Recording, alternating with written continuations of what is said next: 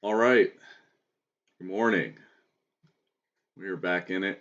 Let me figure out where I left off. So, all right, we have that. We have our event queue. I think the logical next step is that we want to move this from the output, this text down here, and we want to get a dialog box. So what we probably want to do is have this bottom row exit, and then we'll bring in a dialog box. And yeah, so we can animate that out, even if it's just for now, with just a quick fade. But I'll probably do a slide. We'll have some fun with that. I really like doing GUI animations. So exit that, bring in the dialogue, and we'll print the text in succession. And yeah, now the dialog box, I'll probably just grab one that I've already created, and I can quickly walk through the code, and you're welcome to pause the video as I do that and just copy that down and make modifications as you see fit. It's a pretty standard setup. So let's get to it. All right, and we also have to get that set up, the enemy info. But for now, we want to take this, and so we're going to need an animation player. I think we'll put it, I guess we'll do it in battle. And we'll give it to battle, give them a reference.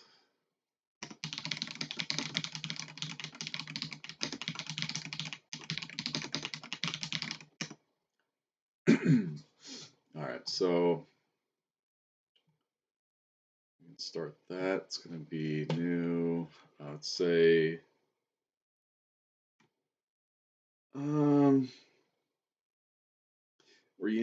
actually, I take it back. We want to use the tween because the problem with Animation Player is that your values are hard coded, even though they're in this GUI interface within the editor. They are hard coded, so that's no good for us. So we're going to get rid of that. Might use one later for other stuff, so I'll just leave that commented out, but we actually want a tween.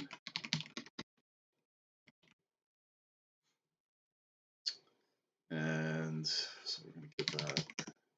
There are different ways of doing things, but I'm just going to have Battle handle the animations here with its tween. So when do we want to do that? When we start run through event queue. So I could put that before I call that.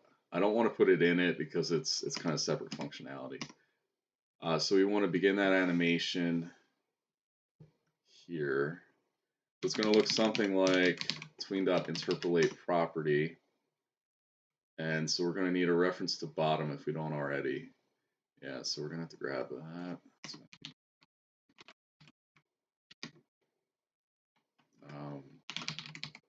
I guess we can be specific.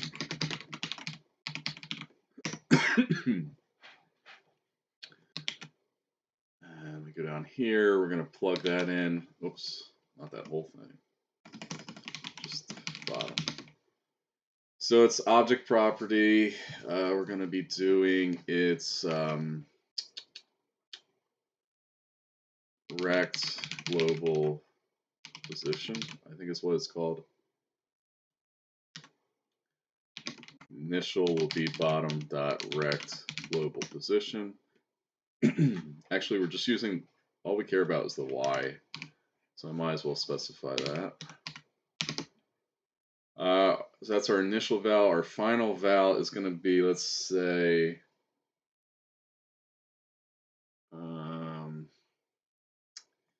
or do I want to do this in the bottom window?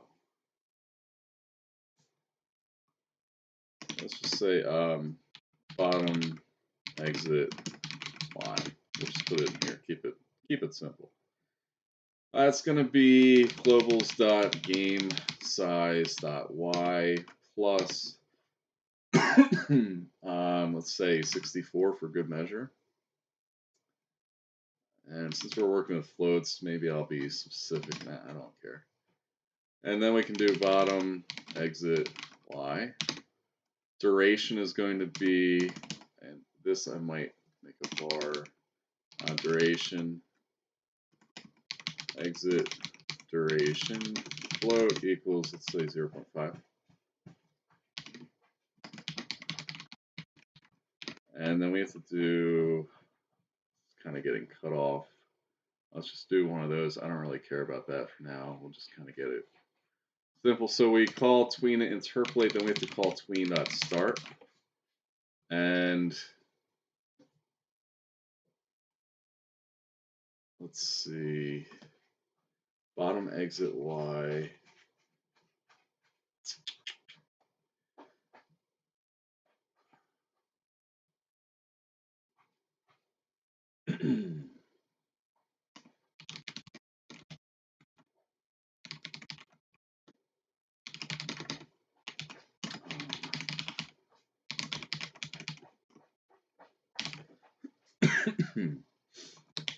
It's getting to the point where maybe I do want to have this handled by bottom, but we can always move it later. So that's, we do that when we go back, when we exit this. We clear the queue. We want to event queue clear. And then we want to basically might make this a const.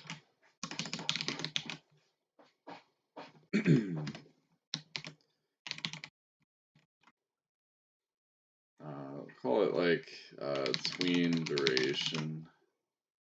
That way we can keep it consistent. Bottom exit y equals that. That's fine. So I just want to copy this code. We're gonna put that down there. So we animate that in. I think I will yield for that to finish. I think it's going to be what tween all completed. Let's double check. Yeah, tween all completed, and then we can do all this stuff. So that should work. What else do I need to do?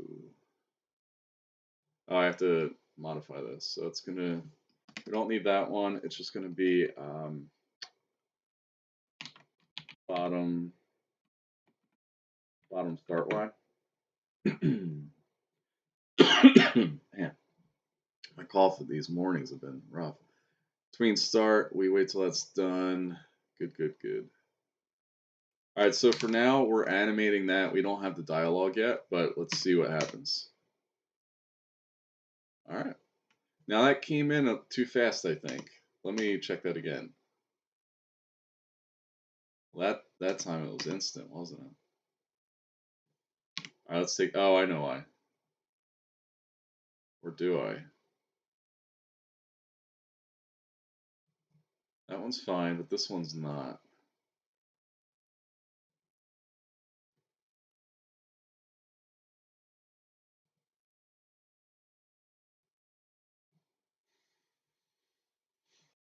Let me check the value that's going into bottom start line. 122, that looks right.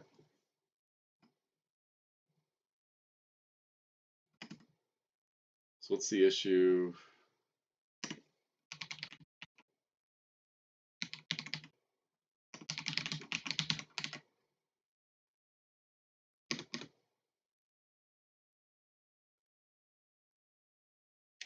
See how that comes back before we even call it to do so?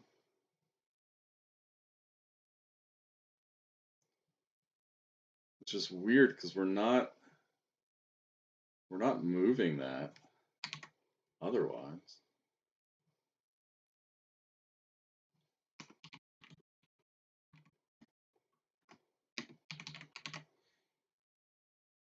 Just trying to figure out where in the code it's messing up. Okay.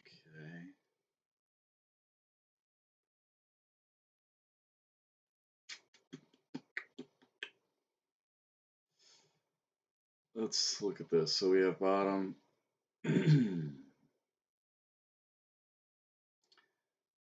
Bottom start Y. It could just be a weird thing that's happening with the container because it's within this, but I don't know. We could try a hot fix.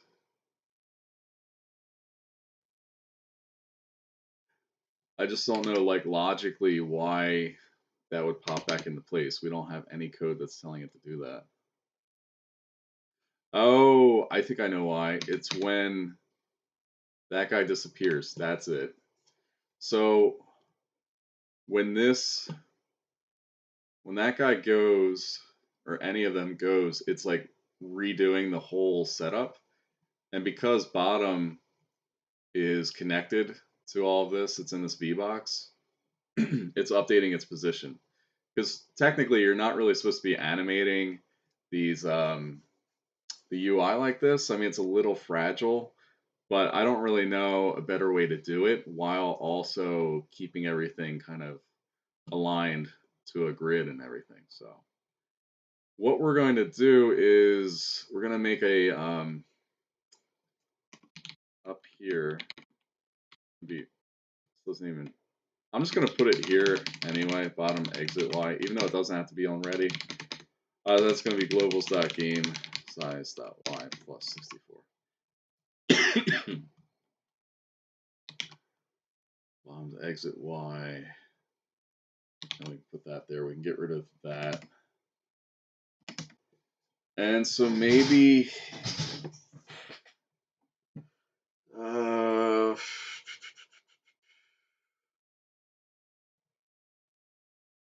can I handle that right?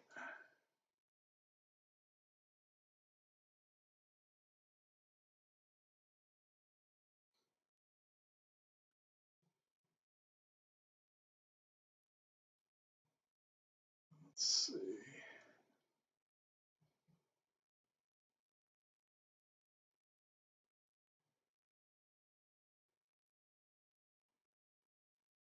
Here's what we do. We run through that.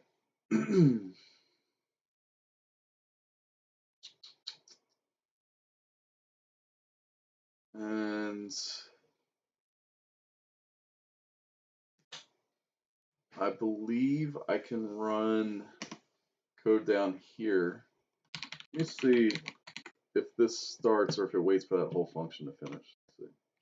Okay, so that does run immediately. It doesn't wait for that. So what I can do down here is we can yield for the tween. Tween all completed. I think that's what it's called, right? Yeah. And we can hide the bottom. And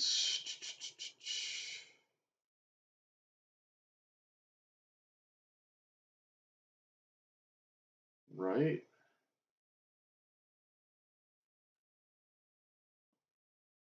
Then up here we do bottom.show. So we kind of do like a Texas swap. Although that messes up our positioning.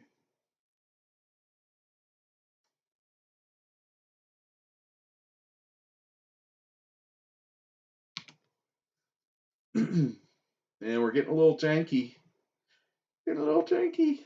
If I turn that off, okay, so what needs to happen is This needs to be aligned to begin. And we just need to increase the margin. That's not going to work. It'd be like 8. Yeah, that looks right. So that way if I hide bottom, it doesn't impact all of that. Alternatively,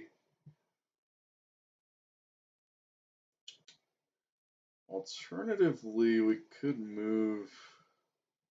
No, we don't want to animate these separately. We'll figure it out.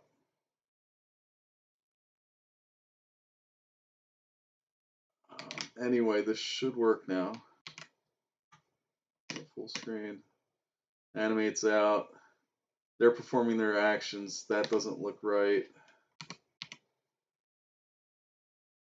Let's do bottom dot rect global position dot y equals bottom exit y.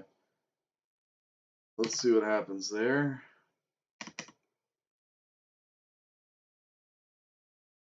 Nope, no good.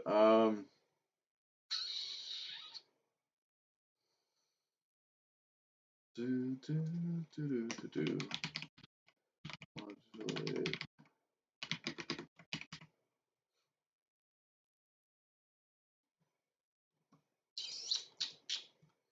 So we can do that.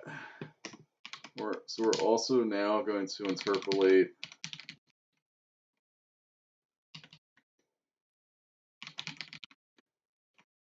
modulate A. Really, this is going to be 0.0, 1.0. Make that one faster, and then, sure.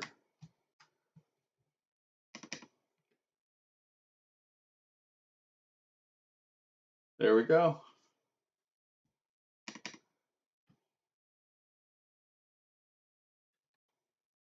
And let's see what that looks like if I just use the default duration.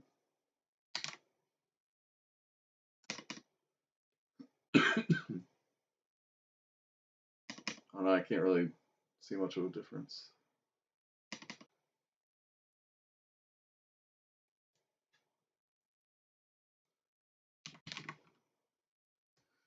So we have that.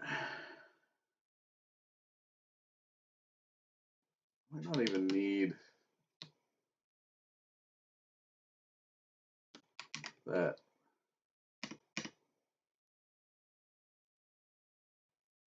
We do need that. Interesting. I have a feeling this begins on the next frame, because there's definitely a slight delay to that, and maybe it'll tell us in here. Or maybe it's... Yeah, like, watch, I bet if I turn on physics playback, let's see what happens. So if, and this is just more for my curiosity. I want to see if it blips. It still blips. Okay, so we'll just leave it on default. We'll keep that code in. And we can get rid of that text.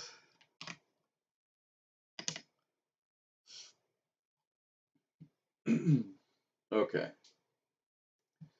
So now we want to move this text up to a dialog box. I'm going to go grab a dialog system. I'm trying to think where my last one would have been. Probably in Breath of Death 9.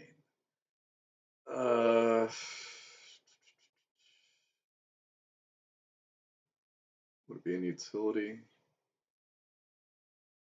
Yeah, we need to get screen shake in too. I'm not seeing it in here. Maybe in GUI. Dialog box. I think I had a battle dialog box too. Maybe I should look at that one. No? Did I combine them? So, just going to put this in GUI.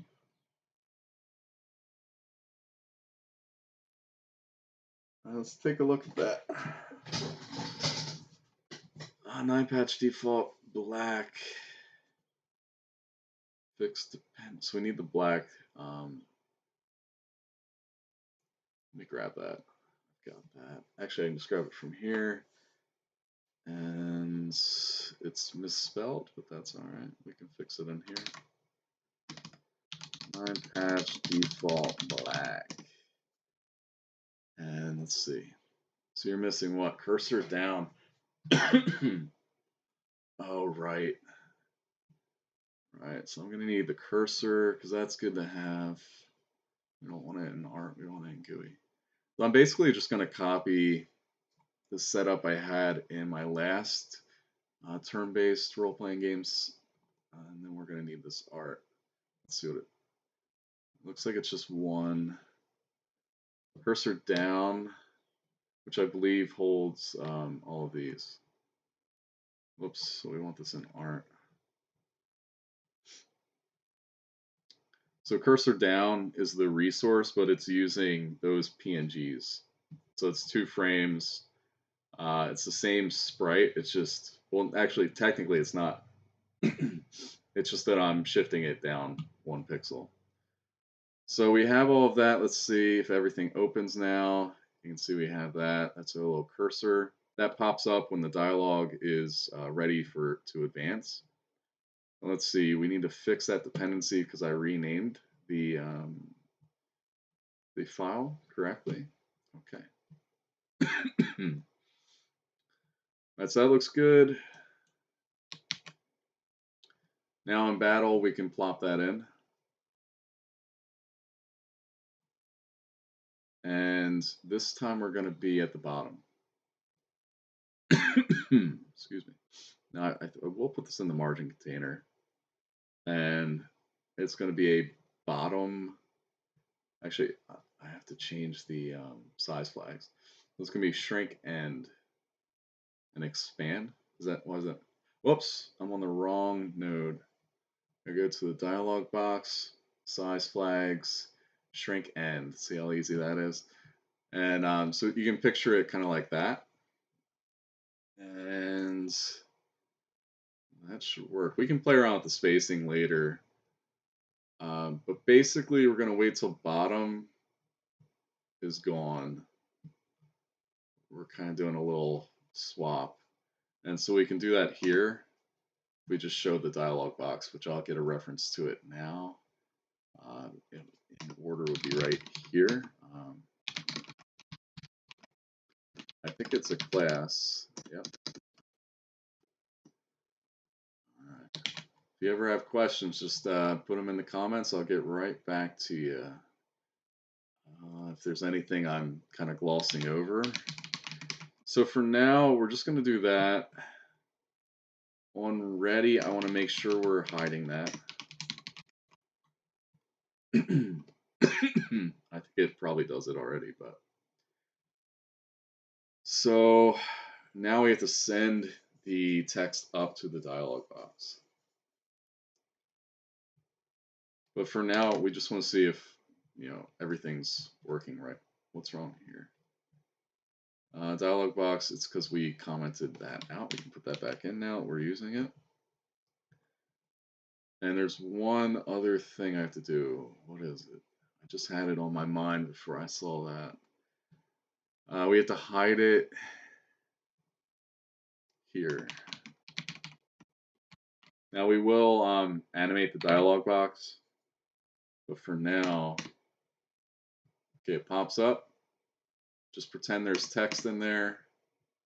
All right, so the next step is sending that text. We have the things in place. And so we send the text, and then we'll focus on animating that. And then it's really going to feel like a battle system in motion. It's going to feel like a proper thing. Let's see. So I'll just minimize that. Need some coffee water. Coffee bean water.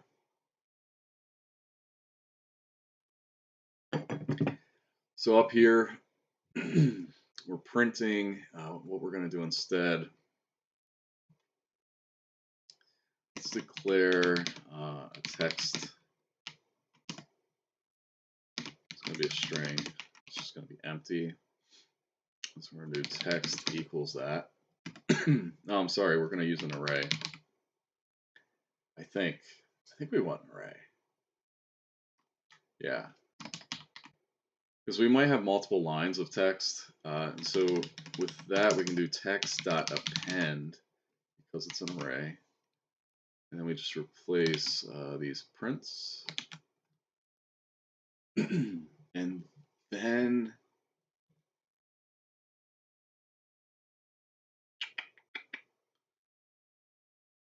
I think, I'm trying to think of the timing here. Okay, let me look at dialog box real quick, because we have add text. So it's an array. Advance.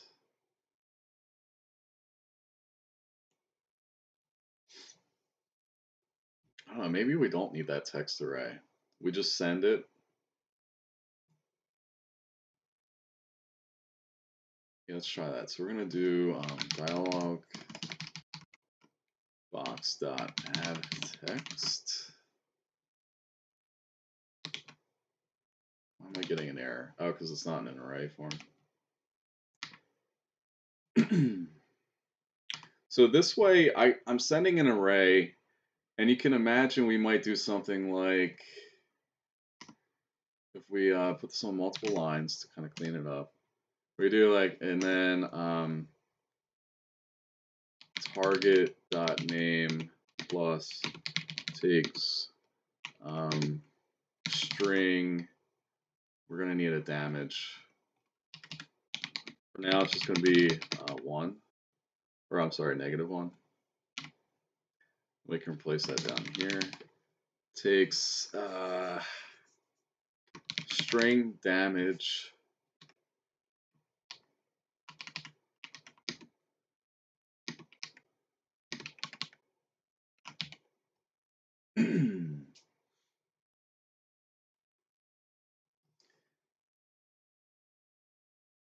and let's see what happens. I think what we're going to have to do is wait for, let me think. I have to think if I'm going to have the event queue just run on its own, or if it's going to wait for input.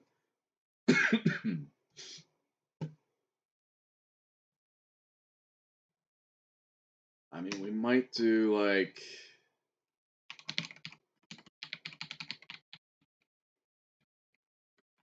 that. So we do a wait time advance. And down at the end,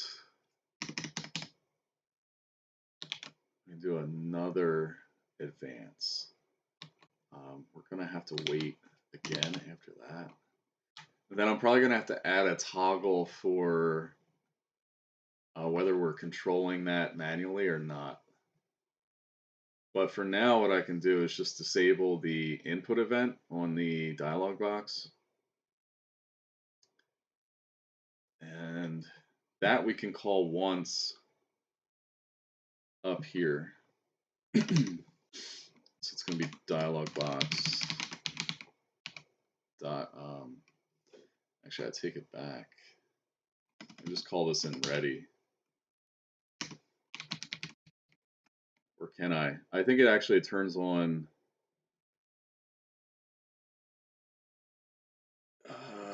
Yeah, it's going to turn it on every time there. So what we need to do is, yes, add an export var. Handle input. Bool equals true by default. In here, we're going to turn that off. And here we just do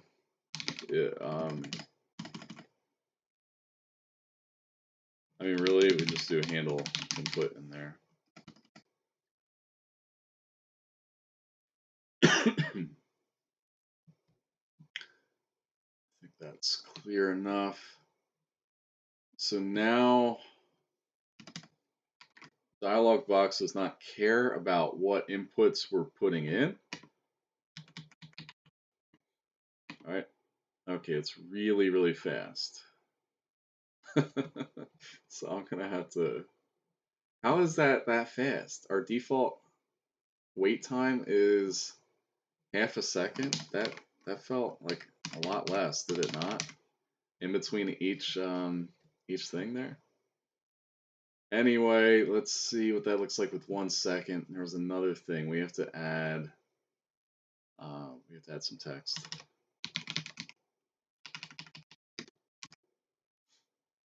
Okay.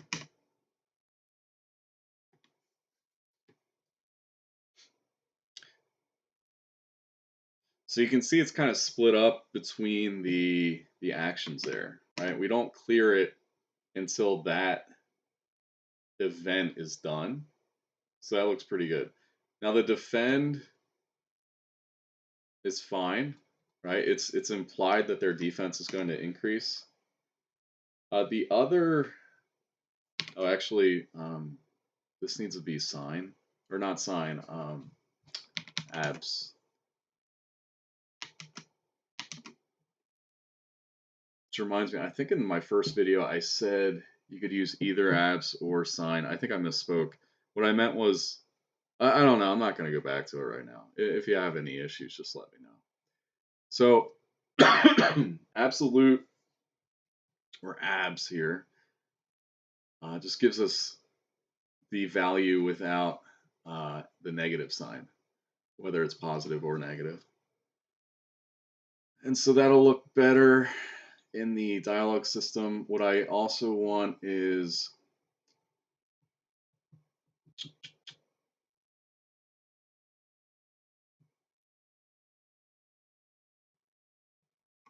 you know what? Maybe the dialog box needs to handle this for each line.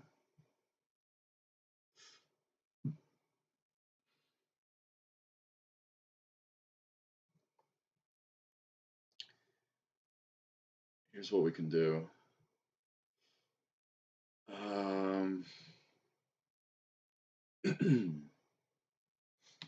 Let's do this. Get rid of that. Get rid of that. Down here, excuse me, it's going to be like,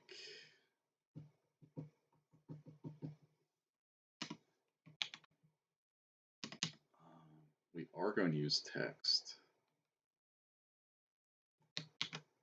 Be like this, text. Text is going to equal that. Don't need that. Bear with me.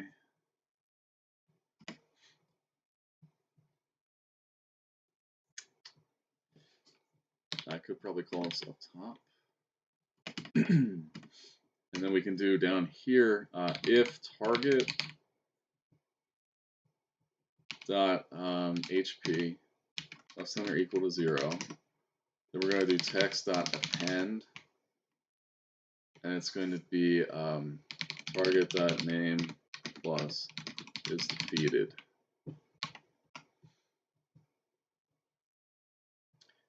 And down here, so we add text to dialog, that text array. Then we do for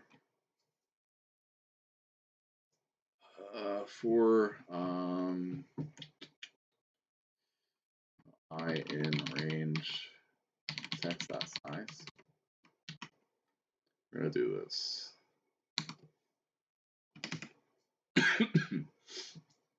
So we set our text and we apply anything here, like heal hurt. We add the text, and then for every line of text, we're going to yield and automatically go through it. Let's see if that works. It should. It's good.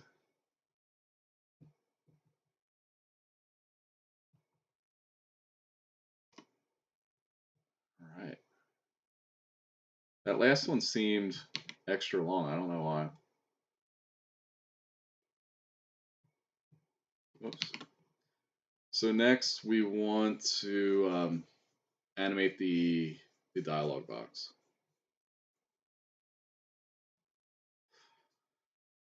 And how do we want to handle that? I might just use these positions.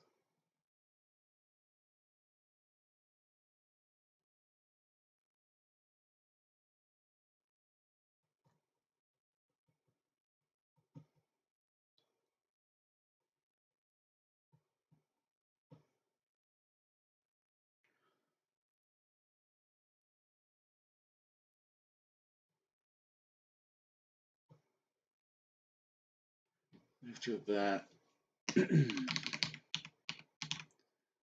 I'm just going to copy this.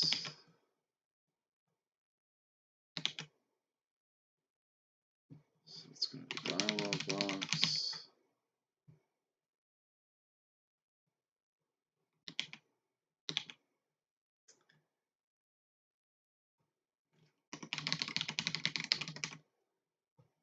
And let's see. Except this is going to be bottom start Y. Here we want bottom exit Y.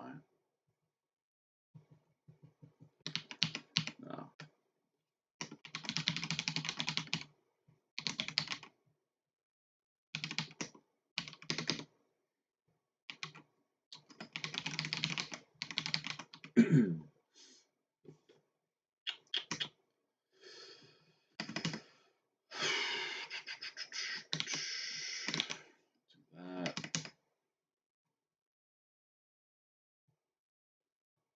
And then we have to animate it out. And that I think we will do simultaneously here.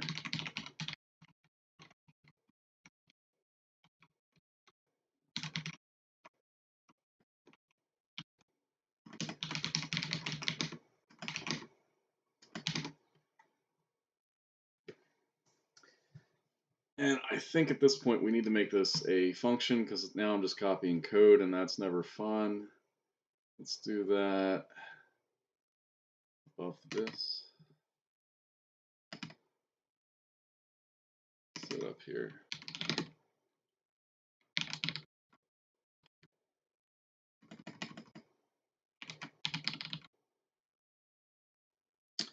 What do I call it? Let's just animate bottom. And exit bool. So now we can take this. So we're just going to make this reusable. And so we can do things like start. We'll just call it start. Start Y float equals bottom start Y if exit else bottom start exit.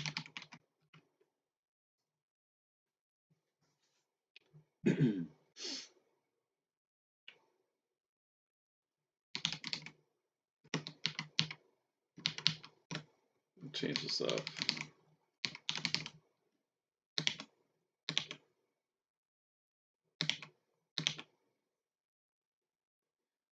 So for entering, we're starting from the exit, else we're starting at the start Y. All right. And then we need end Y, or target Y, let's call it.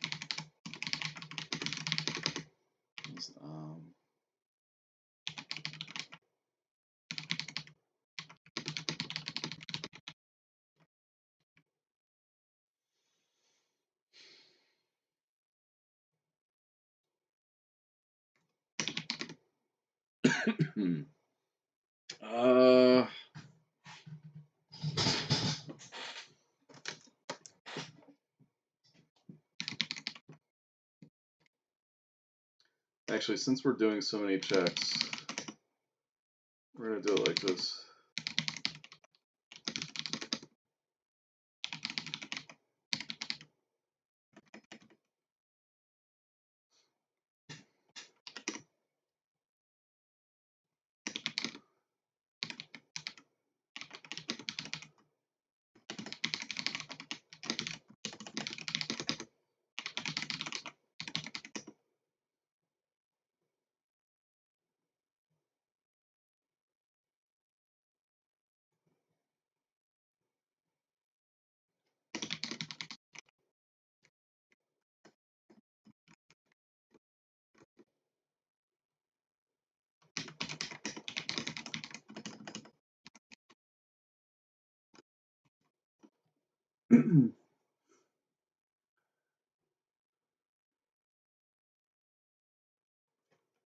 Not enter.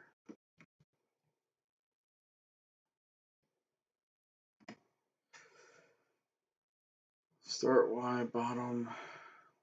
Start Y. Okay.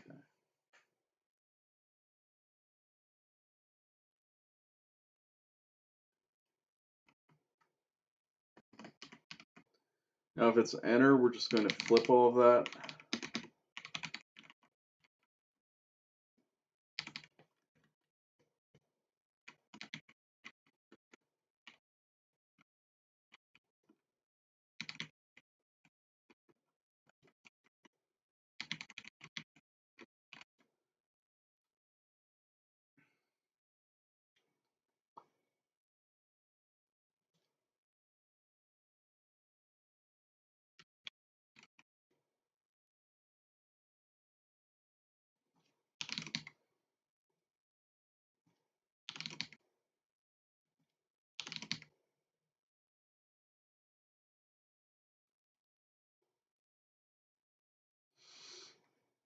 Start Y. Y.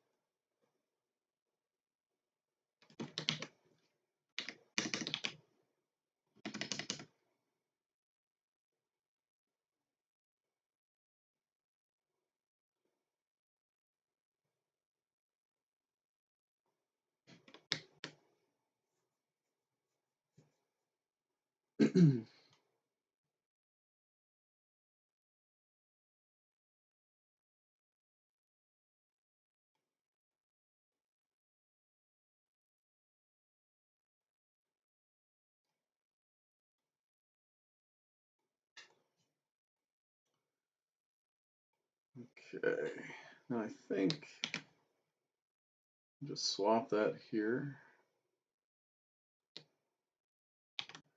Get rid of that.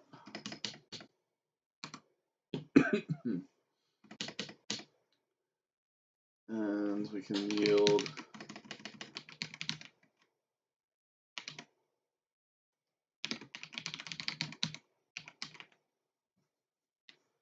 you know what? No.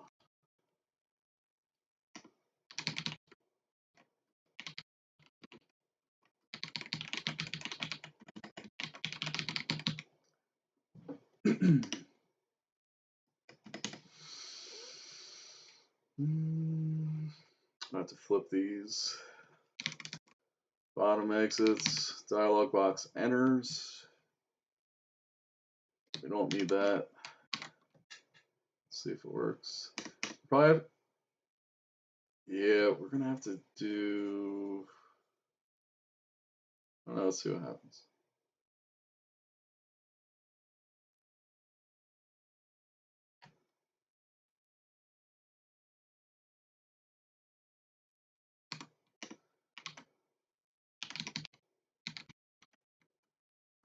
Node.modulate.a equals start. That way we're forcing that to be at whatever we want it to be.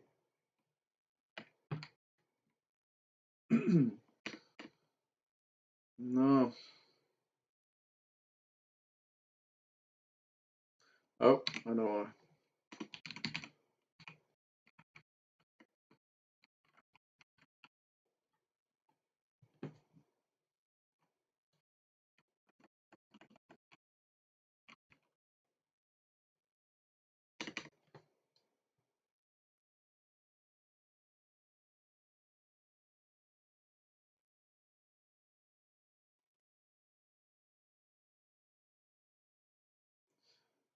What?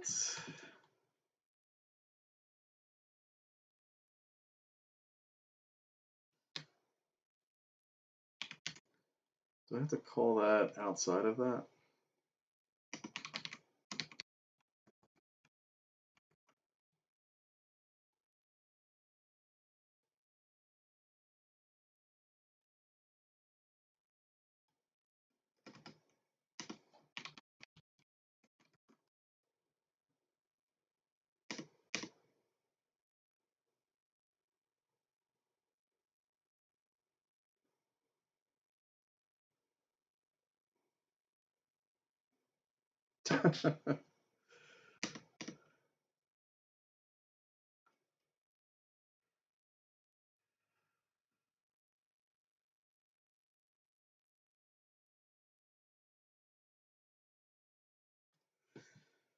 Oh man, I don't get it. Don't get it.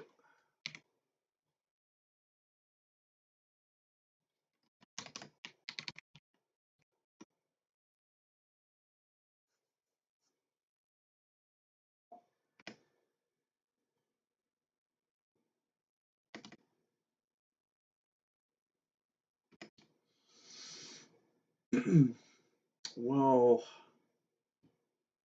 what can you do? Maybe we'll just come back to that one. It's not perfect, but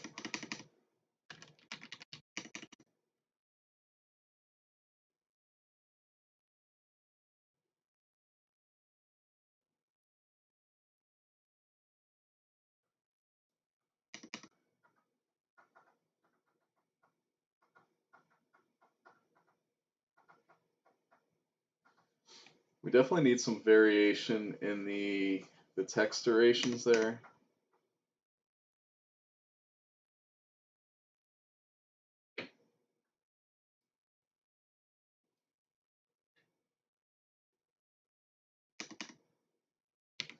And maybe it shouldn't be automatic.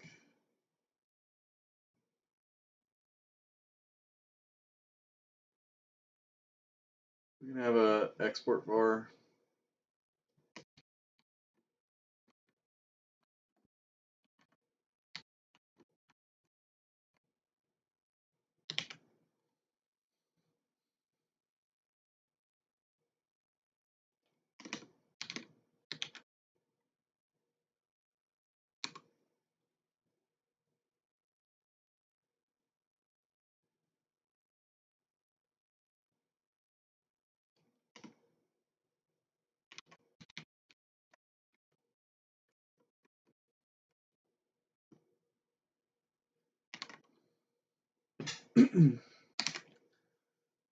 Right.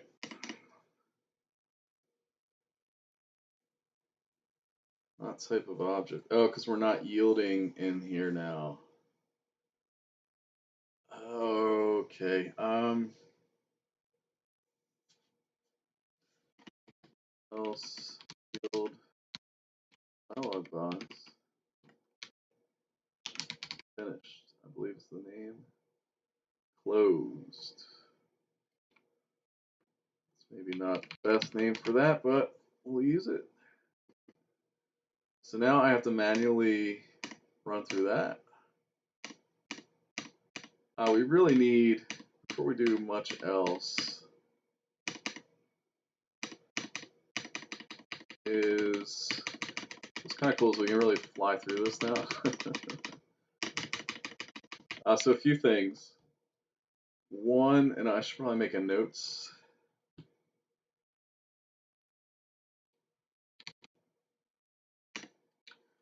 So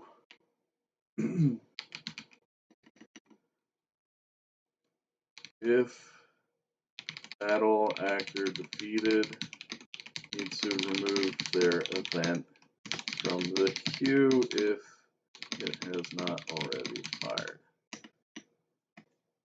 We need screen shake, hit text. Let's do bouncing hit text. That's pretty fun. Or variant floating.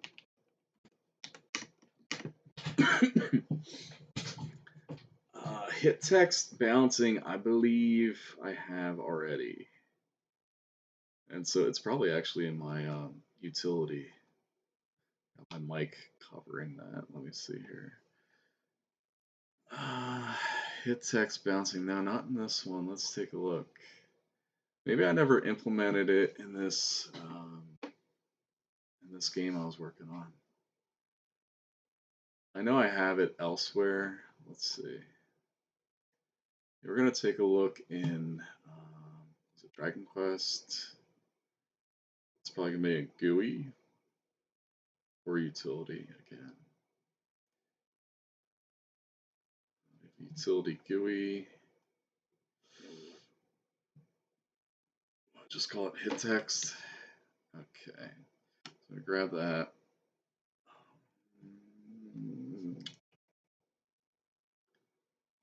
Okay. Let's try and open that. Let's see. Fix that. And go up one. Hit text.gd.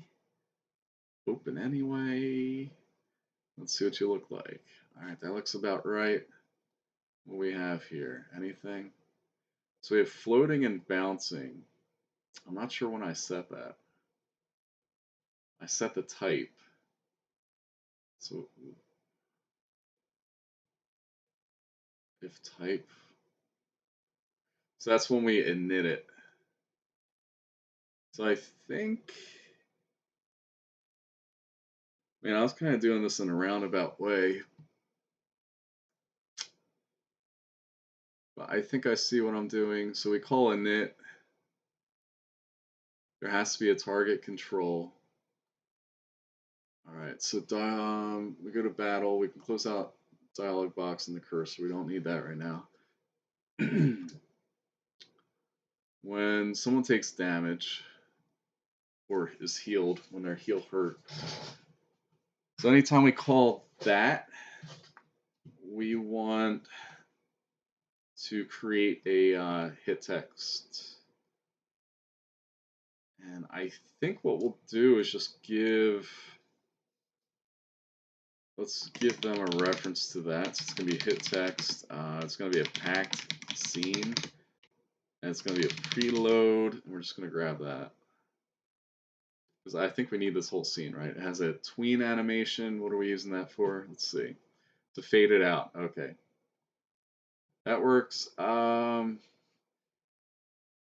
then we want to create hit text when our HP is changed. If value change less than 0,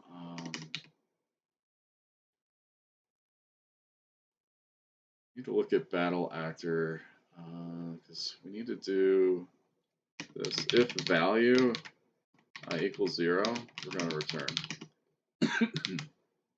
Okay. That way it's definitely going to be changing. We want to spawn the hit text here. So it's going to be var inst hit text equals hit text dot instance. Let me do inst.init. Take a look. It's going to be value, self, and hit text dot. Get rid of that. I just have to update this.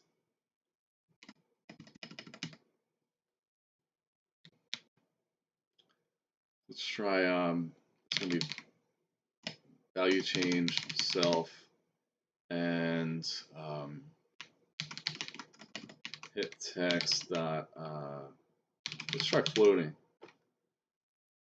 Does that work? Is that what it's called? Yeah, floating. Hit text isn't declared. Oops, I misspelled it. Okay. And then we have to add it to the tree. I think I might have to do that before I init it. Yeah, so let's make a note. Add to tree for calling init.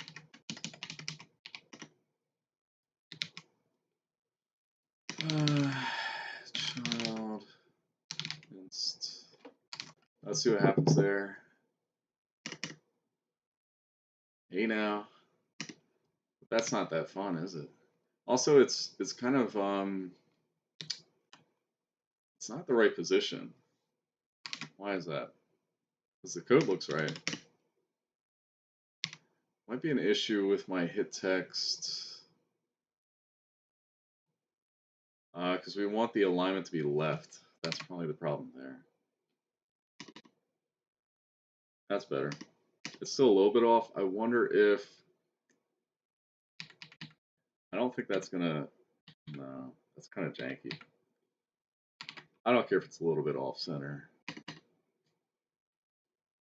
It goes too high for my taste right now. So let's see. Float up and fade out. Well, I start float distance. So let's look at that. That's a little bit too much for me. Let's do like half that. Let's see what that looks like.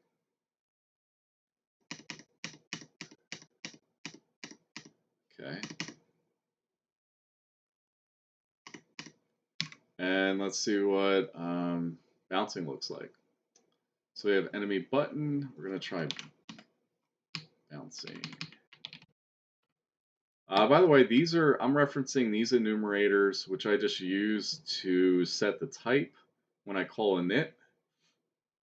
And since hit text is a class, I'm able to do that, which is really nice and keeps things legible. There's bouncing. Holy crap, that thing bounces. So when I'm getting hit, we really need screen shake. And why is it's like all of these variables are just off. It's like it was made for a different resolution or something. Let's see if I can tune this.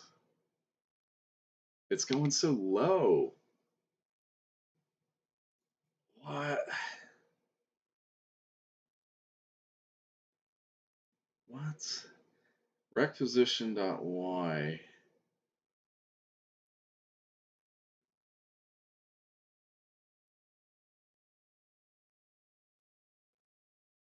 Yeah,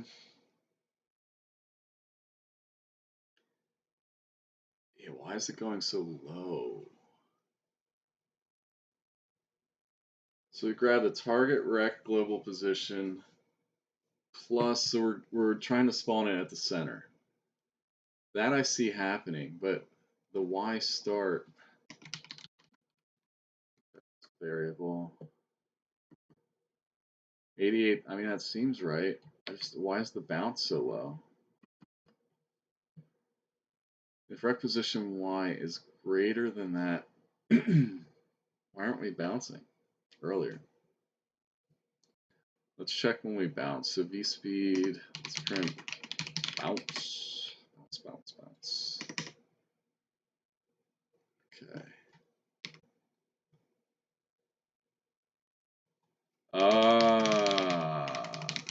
There we go. Whoops, this is wrong. We need to correct.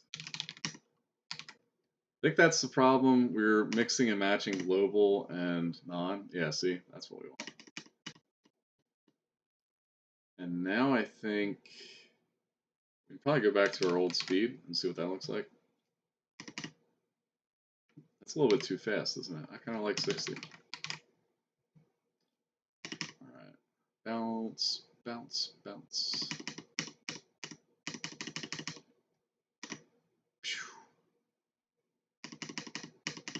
Is it even fading out, or is it just... Oh, I know why. Because we're adding it to the, that's the problem. That is the problem. We're adding it to the enemy button, which is incorrect.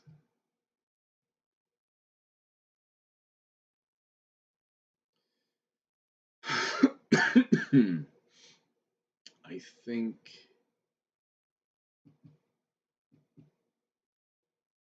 How can we handle that? We might want to have battle handle this, but we could just try like owner.addChild. See, that way it keeps bouncing. It doesn't, oops, I clicked out of it, sorry. It keeps bouncing even if, I'll reset. Even after that enemy fades away and queues. Yeah, that's good. All right. But since we need this code and we're going to need it for the players as well, I think we do need to have battle handle the hit text creation. I'm trying to think, can I just make this a utility?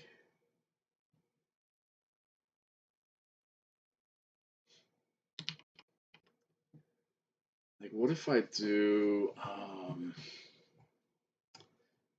me try this.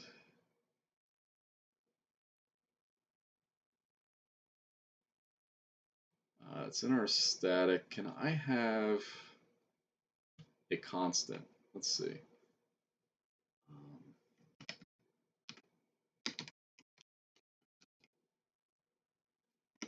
Const, first off, bear with me. So we're going to do create hit text. And it's going to be node value type. So we do node, yeah, I guess it can be a regular node. Value int and type int.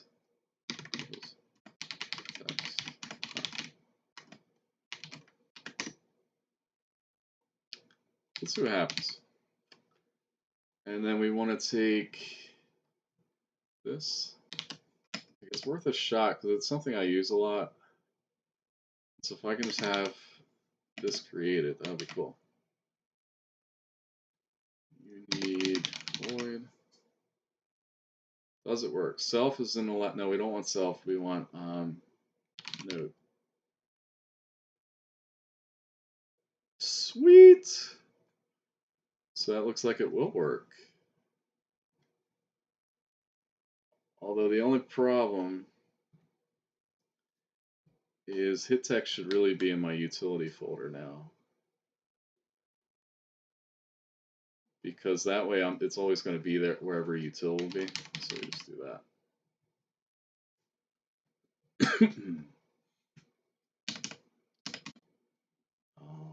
Okay. So I'm going to do a reload because I don't think the project liked that file move. See if I get some music. All right. So util is now handling that. Create hit text, interweave lays. Ah, that's an interesting one. All right, so let's try it in here. That way we don't have to send up our HP change to battle. I think that would be kind of sloppy. But what we can do is simply call util.create hit text, and I'm waiting for the arguments to show up. So it's going to be on self and value change. I don't care about the type, but we can do hit text.bouncing. And so let's see if it still works. Oh wait, I think there's one thing I have to change. Node.addChild.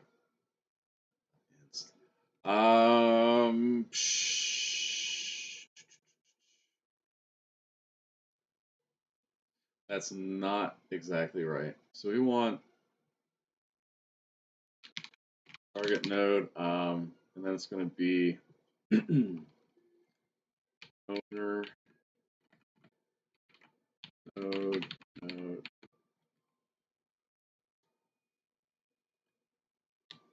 and we're going to do owner node. It's going to be target node. Okay. And then we just have to pass that extra argument, which is going to be owner. So we just want it on battle. Well, oops. Looks like I accidentally deleted that. Oh, that's wrong. It needs to be closed. All right. Sweet. Sweet. And now battle.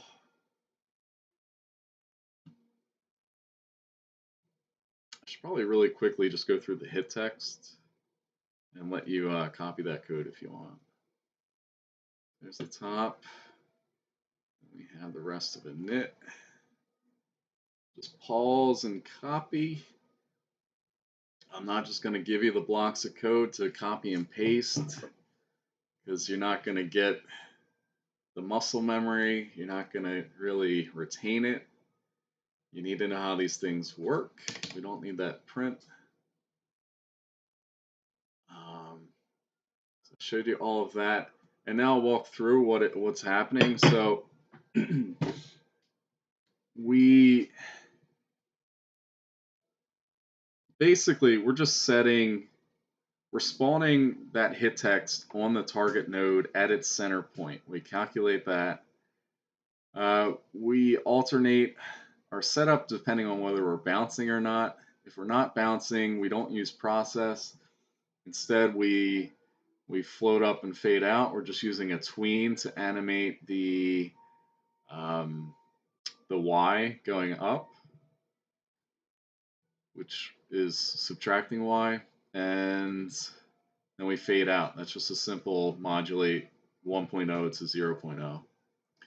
For the bounce, we just reverse V speed and increment bounce count. When we hit our bounce count max, we begin fade out. You can see we're using fade out in two areas.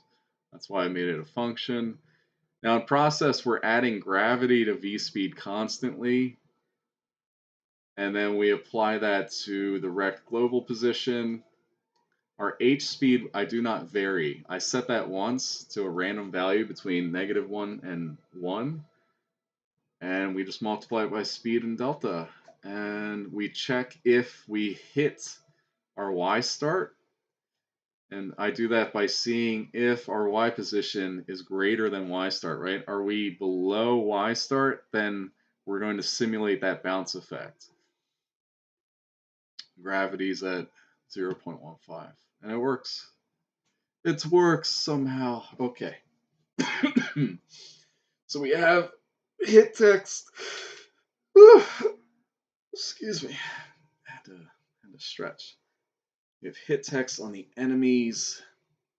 I would like to get it on the player, even though we don't really have our player fully represented. Maybe we don't need it on the player yet. Maybe not. But what we do need is screen shake. And I think I'm pretty sure I have to use a camera, even though we're in, this is a node 2D and we're in a control, I think that's how I have my screen shake set up. I have screen flash too. We could grab that. Let me fix my watch real quick. Just gotta adjust it. So screen flash, we could use that on the hit. I might grab that. We'll see what that looks like. It might look like crap. I already have screen shake in here. That's good. Let's go ahead and take a look at that. Throw this under camera 2D. I'm going to put that in here. Throw this under a camera 2D. And so we're going to do that. And target node. What's that for? What do we use that? Let's see. If target node, that's if we're following a node. Like if you're following a player character, I'm not using that, so we don't need that. We do need to grab a reference to that. And I'll put that in front of the tween.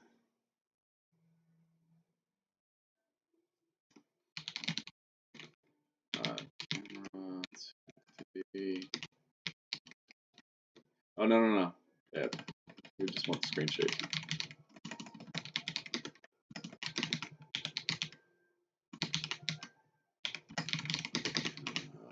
How's that not? Does that not make it a class?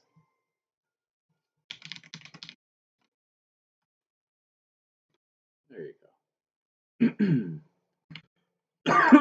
Excuse me. Oops. I just think that it's going to look better. Always have class name at the top. Hopefully that updates in my battle script. Doesn't cause any. Come on, there we go. So now, when players hit,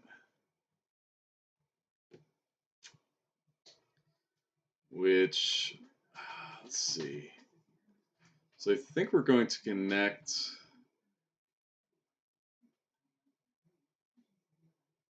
Battle's going to grab that. So you're going to be what is it, data.player that connect HP change self.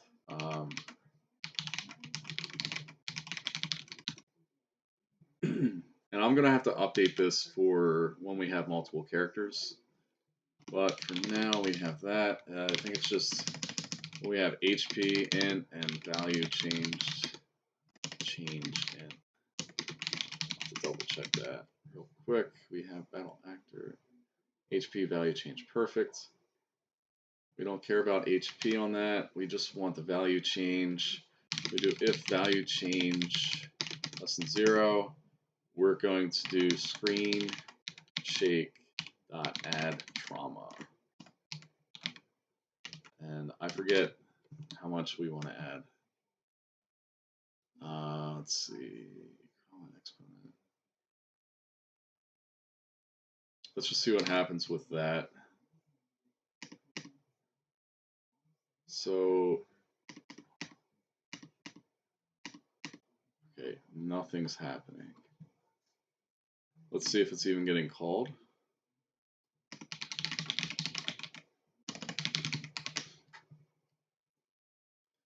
And I think for this, I'm just going to delete defend so that we're getting hit every time. So I am getting hit. Maybe it's not enough trauma. Okay,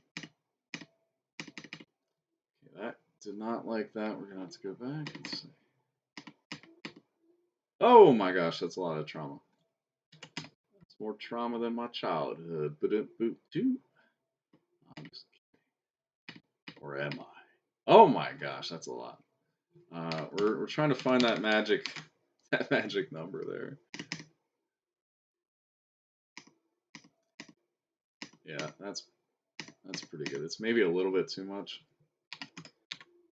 In fact, I might make We're going to give it that default value. Minimum. It's taking the smallest number between that and 1.0. So 1.0 is the max. Trauma plus amount.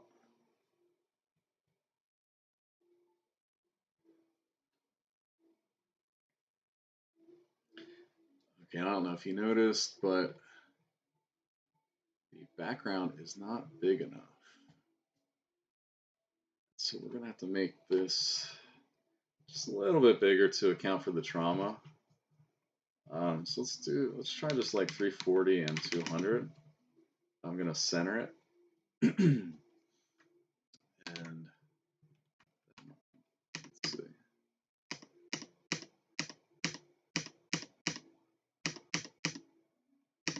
That seems about right. And then for a critical hit, we can go really hard on the trauma. Down here.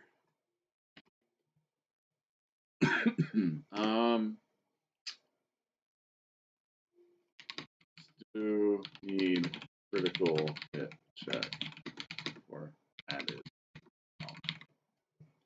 or for trauma multiplier. Okay. Maybe we'll try just amping that up a little bit. I kind of like it more subtle. Let's do 0.20, 0.2.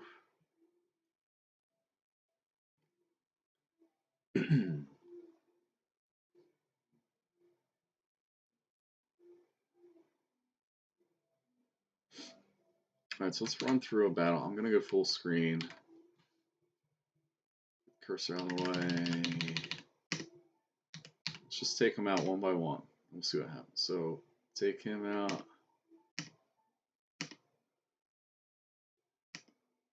Bongo takes 1 damage. Executioner whacks Bongo.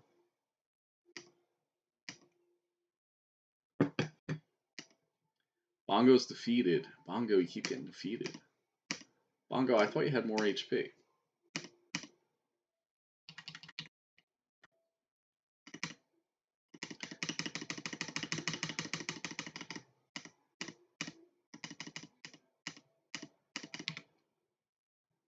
Bongo, what is your HP? Bongo, 8? Let's give you some robust quality. I don't need you getting whacked. What? How are you defeated, Bongo? Bongo?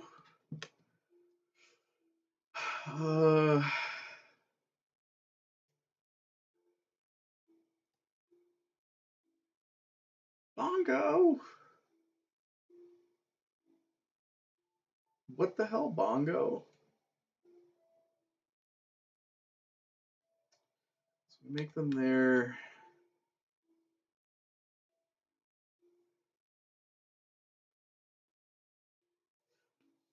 Maybe that's it. We have to send through HP max.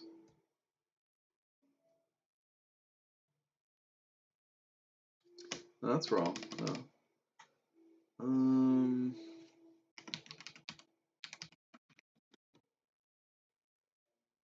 Like, do I really have to do all this?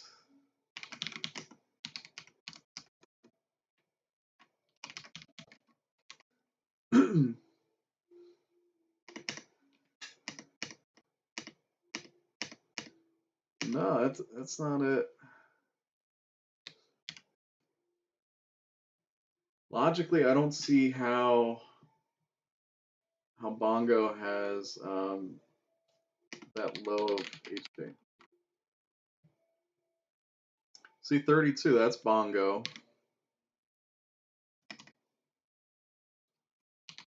Print name HP.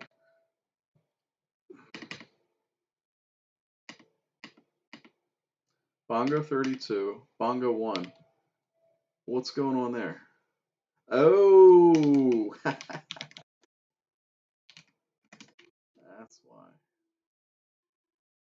That's a problem.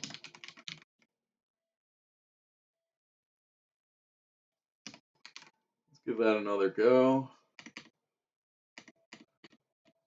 So we'll see Bongo's HP trickle down correctly. Okay, easy fix. Screen shake done. Bouncing hit text done. That'll be a good one. So when a battle actor is defeated, or what we can do is we just do an HP check at the top of the event. So we do if actor.hp is less than 0. We just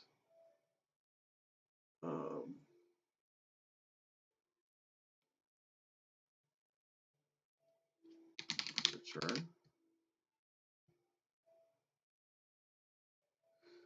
So I'm going to take out one of the executioners. We'll know it's working. I mean, I can also put a print dead, intentionally spelled wrong. And so we'll know that that's the one that got taken out. Longo.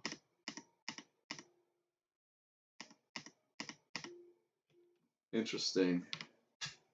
Oh, I messed up again. We have to do less than or equal to.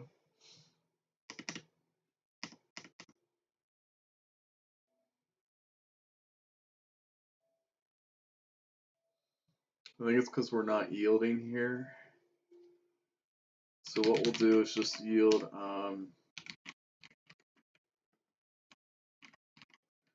we'll do the smallest timer.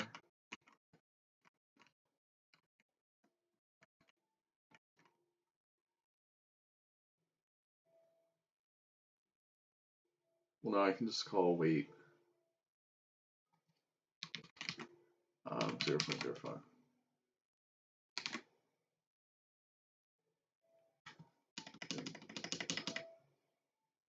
Oh no, we do need that return. Okay. So before I do that,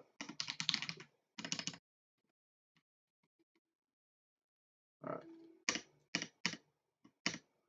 Now we got an error.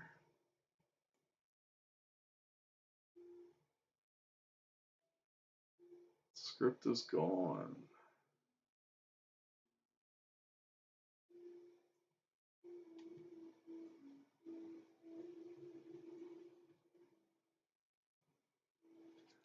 Let's try it again.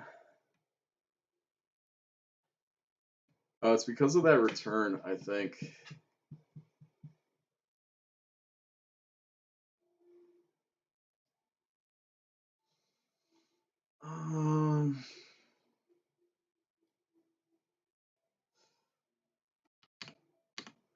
So we could do it up here.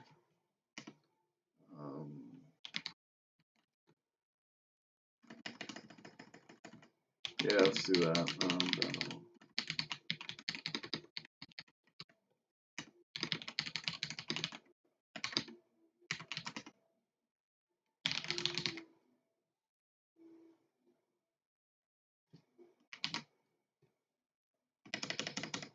Let's do that.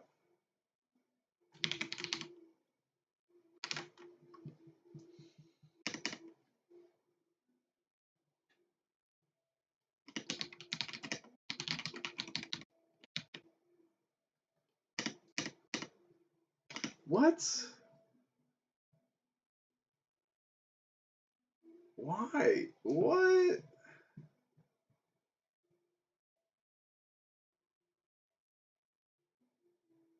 What?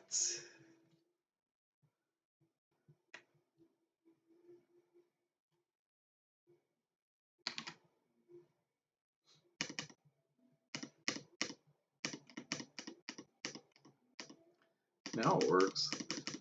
You know what it is? Maybe it doesn't like when I'm like leaving the window while we're in that. Let's see. I come back. Oh no, it's working fine now. Whatever. So we just skip over that. And what we need next, that's done. We're gonna need speed sorting with slight randomness.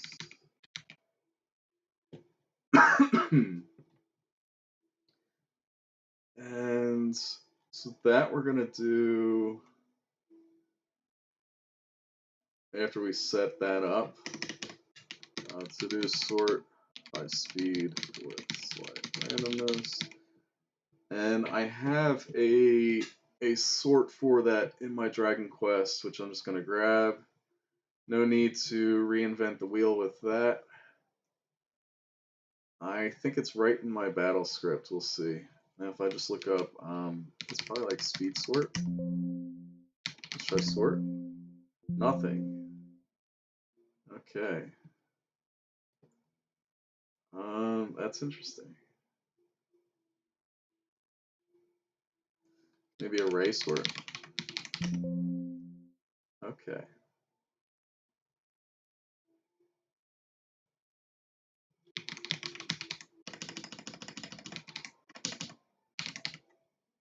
Sort custom is what I'm looking for.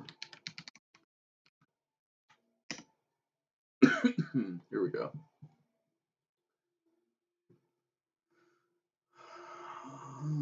Okay, we're just going to copy all that crap. And we're going. So we need it before that. We're going to do this. Call defend immediately. Yeah, I can make that.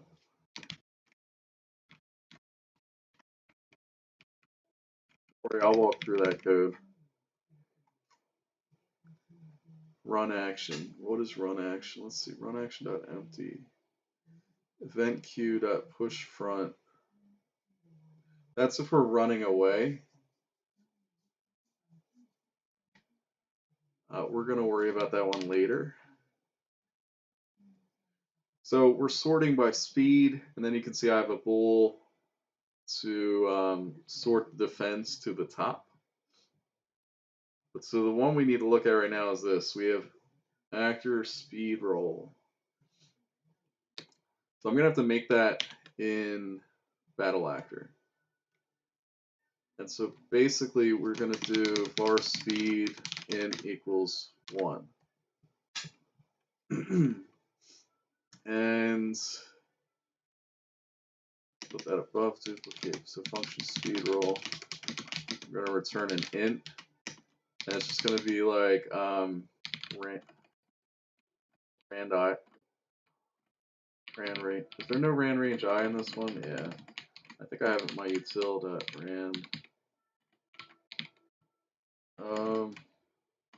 Really? Whatever. So we can do speed. I don't know. How do we do this? How about this? Speed plus the ran range. We're gonna just convert that to an int. Ran range. Let's do a var spread. Let's say 3. Okay, spread. So what we're saying is give us a value that is speed plus a value between -3 and +3. So that'll be more interesting when we have higher speed levels. Right now it's just going to look pretty damn random. At this point we can go ahead and give that speed equals speed.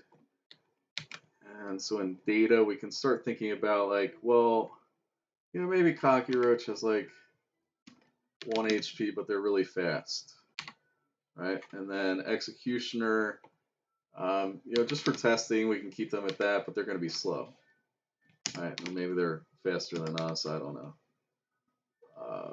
Executioner will probably be a boss, if anything. And then player, maybe players like it too as well. So let's see what that looks like. So we should see, in terms of probability, the cocky roaches should be going first, and then it's a toss up between us and the executioner. Oh, I didn't call speed sort.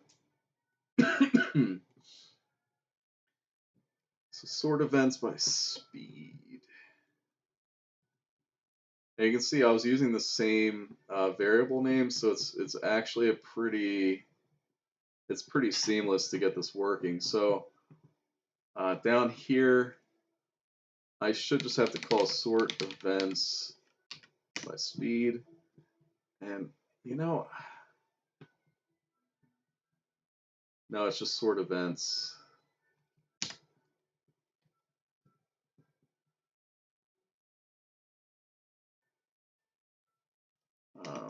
Do not call these specific.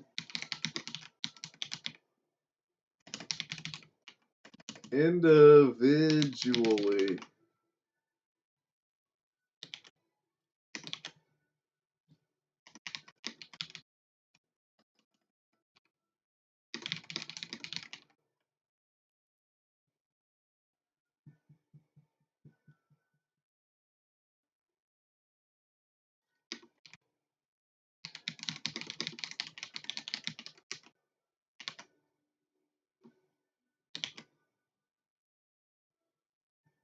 Just so I know for later, I'm making it really clear. All right, so now we should have speed sorting. I'll walk through that code in a bit. Non-object value. Let's see. Sort event, sort custom self. Event queue, sort custom.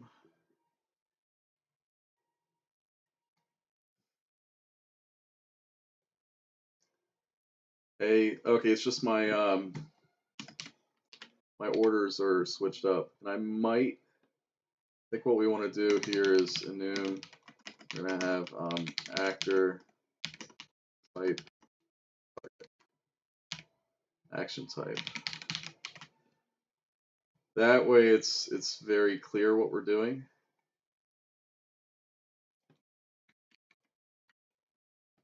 Target. And I'm gonna throw that in here. Since we have it now, we might as well. And I think that's probably, whoops, action type.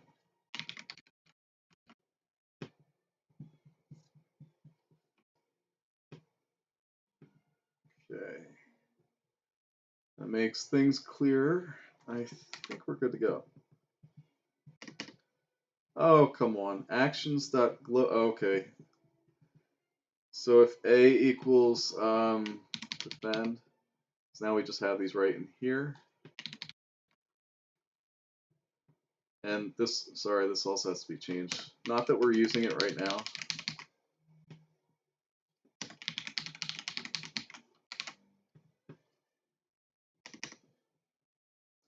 So executioner went first. I went. Interesting. So you can see we had 1, 2, 3, 4, 5, which is correct. What's happening here? Bad comparison function. Sorting will be broken. Yeah. That's what it felt like. A, B. Unguarded linear insert.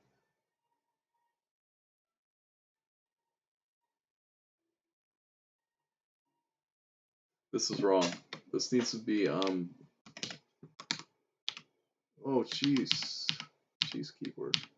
It's going to be b.actor.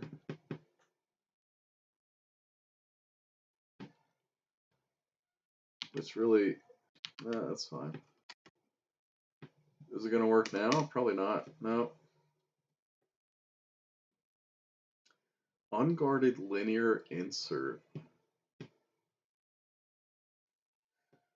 Turn actor. I'm gonna have to look that one up. Let me check. Is it an issue with this speed roll? Let's do a quick search. Godot unguarded linear insert. Looks like I already had that issue before.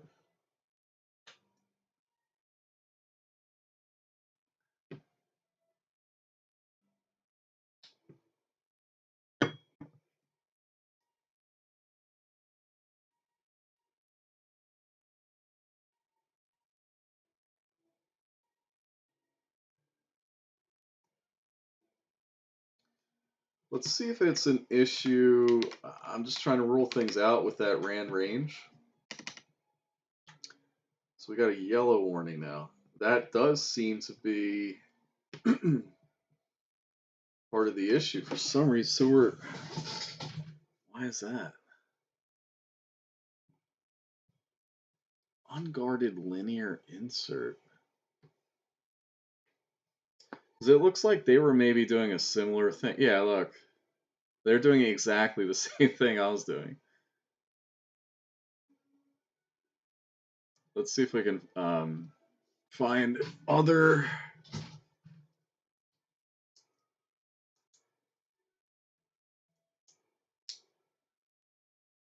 And I will still walk through that code. Plus int. So now watch, if I run this, we don't get an error now. What in the world?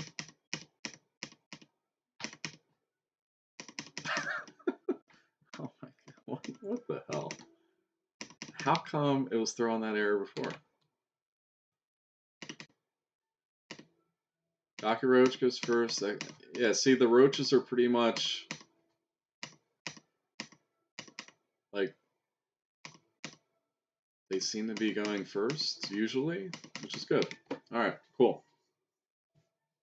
That spread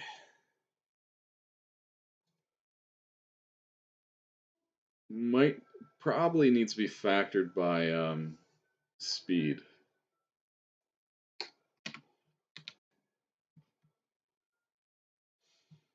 Anyway, let's clear out that print. I have a print somewhere. Is it in here? I'm printing the yeah, this one right here.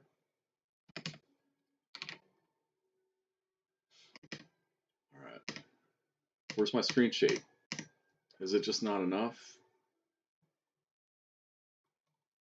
Might not be quite enough. So I might change that default value.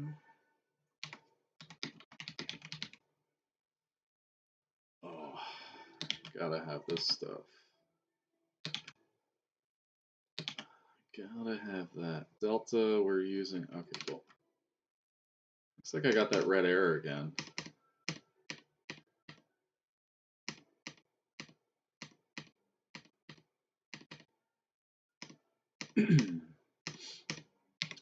All right, cool. I think screen flash is something I want to add. Why is utility GUI? Okay, I just changed my organization there. Okay, screen flash. And I apologize. I will walk through the sorting real quick.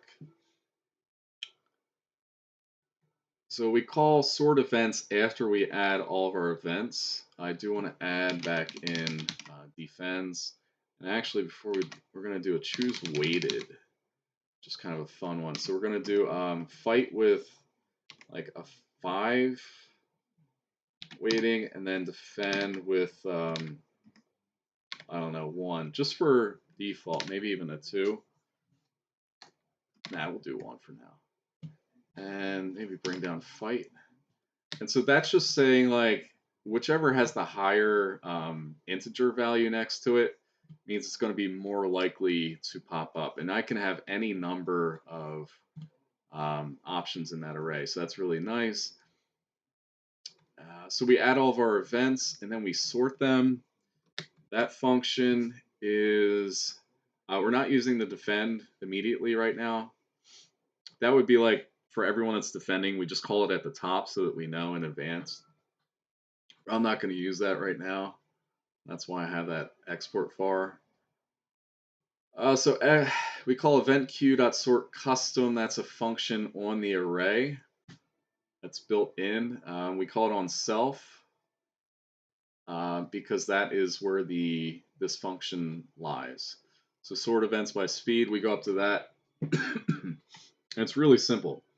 We're taking these two variants in the array, which are arrays, and that's why we're accessing parts of those arrays. We're just grabbing the actors. All right, so actor is index 0 in this enumerator. So we're grabbing actor from the first variant of that array and then the next one, right? Whichever two we're comparing. And then we just simply do a speed roll on each one. And whichever is greater, so if actor 1 is greater, right, they're going to go, we return true, and so they'll be above actor 2, actor 2's event, rather. Because remember, we're calling this on the event queue. All right. And then optionally, like I said, I have that sort defense to top, where we just check if A, so if the first action or the first event, if that's a defend, then we check if the next one is also a defend. If it is, as I said here, we want to do a speed roll. I don't know if this is right. It looks like I didn't test this fully when we have two defends back to back. But otherwise, if only the top one is defending, then we return true. Otherwise, we return false. And I think that did work. Like if everyone's defending, they go to the top. We could test it later. I'm not worried about it. What I do want to do right now, though, we have screen shake. Let's get screen flash. Right? It's all about like we're trying to communicate what's happening to the player, and there are these little things that we can do to do that are efficient and also stimulating from like an audio visual standpoint. Which reminds me, the audio, we're going to get to that as well soon enough. So my screen flash, you can see it's very simple. We reset it when it comes into the tree. We play it. We emit a signal when it's finished. I believe I had this set up. I mean, just looking at this, there's no way for it to free itself on its own. So I probably just had this, and then I would keep calling it. But what I think I might want to do is instance it. Maybe not.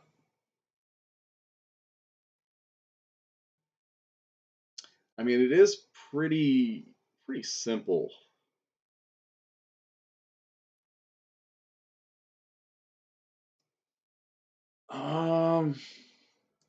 So we could do like we did in util, where we have the screen flash or the hit text.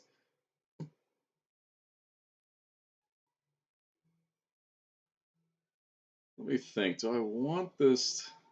Oh, look, I already had players hit. Let's see what that looks like. That'll start.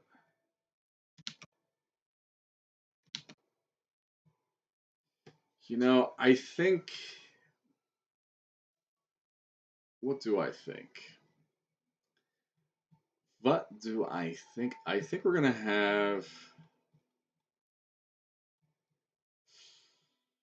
I think we are just going to instance it. That's going to be easier. Why do we have this root node? That's just going to that? Okay. Yeah, so let's modify that. We're going to do that here. Screen flash. It's just going to lead to cleaner code. Let me do this.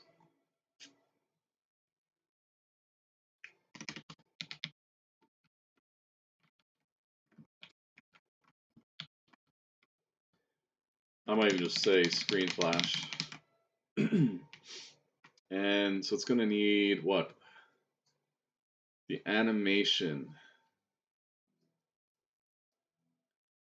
That's the only issue. I have to be able to grab these.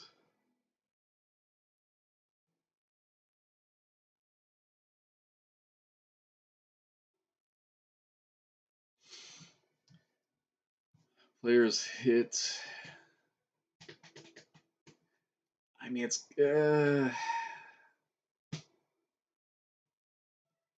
whatever. We'll do animation string. So we're gonna do var inst screen flash equals screen inst dot play animation,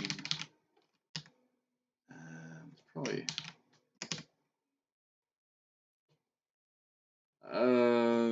can I get the tree? I think I can. Can we just do that? Like get tree. Does that work? Non-static function from a static function. Node.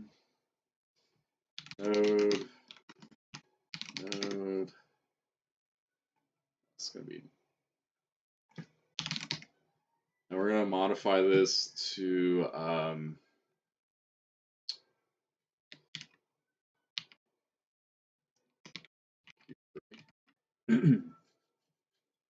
and really we can just use tree exiting, and even better, you know what, we can keep it separate, it's fine.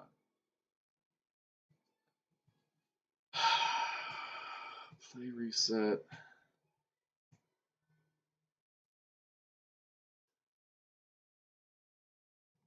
Node.get owner, node.owner.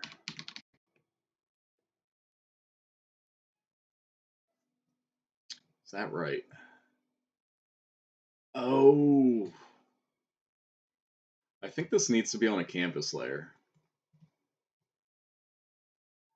but we can try it without. If not, I think I do have to go back to it being a one-off instead of instancing it. But we're going to give it a shot. It's going to be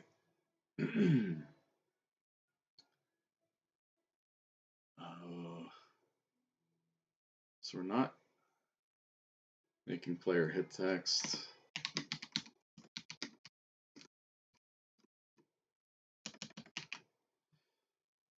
Value change -1, and then we're going to do util dot screen flash, and it's going to be player is hit. Let's see what happens there. Too few arguments. Oh, whoops. I'm going to do self.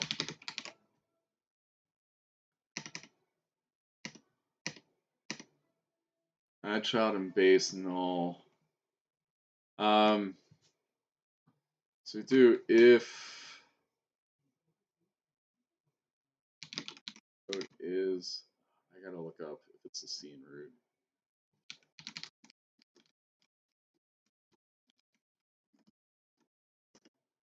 Does it just get root?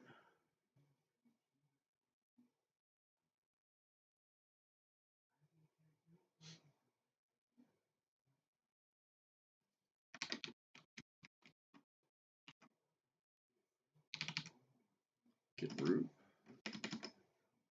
No, I can't call that from here.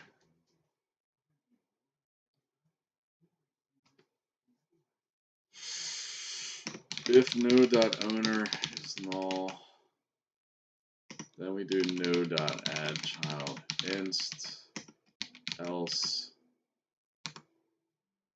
done.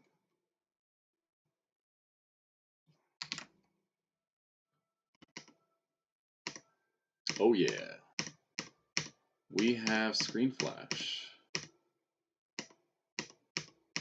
I think that works pretty well. That's certainly fine for me.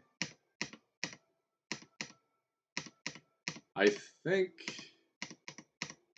it's maybe not covering the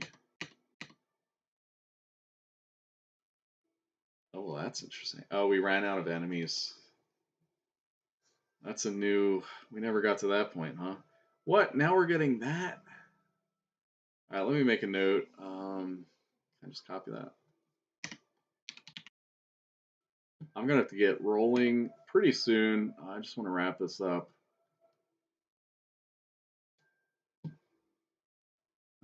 Possibly. Let's see.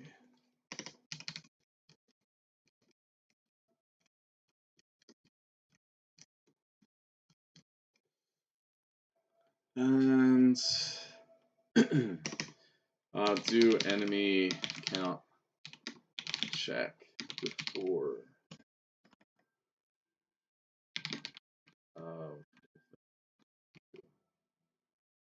to decide if victory.